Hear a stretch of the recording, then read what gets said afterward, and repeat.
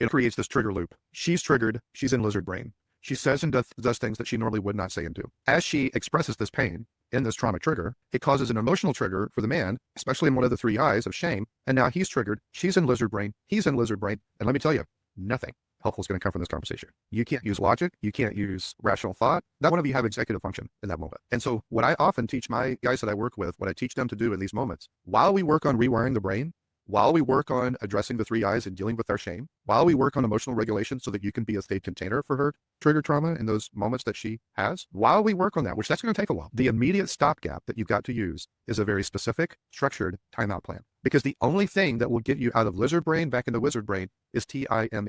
There's no other solution. And it takes at least 20 minutes for you to get regulated, for you to go back to executive function. And so what I give my guys is a very specific timeout plan. The betray partner has veto power on it. They have to customize it and make it their own. And it has specific guardrails on things he can and cannot do during timeout, how long it will be, who he will and will not talk to, what he will and will not do, where he will and will not go, and what time is he going to come back, and how is he going to leave the room, and how is he going to re-enter the room. And the warning that I give the men is you must not weaponize this. You don't use a timeout so that you avoid an issue that you don't want to deal with or talk about. The only reason you use a timeout is to protect your partner from you, is to prevent abuse while you learn the skills necessary where you don't need to call a timeout anymore. I haven't needed to call a timeout in several years now, but initially I needed it quite a bit. In fact, sometimes I would need to call a timeout for the same conversation 3, 4, 5 times. If I felt myself going to lizard brain, nothing good's going to come out of this. I need to take a timeout.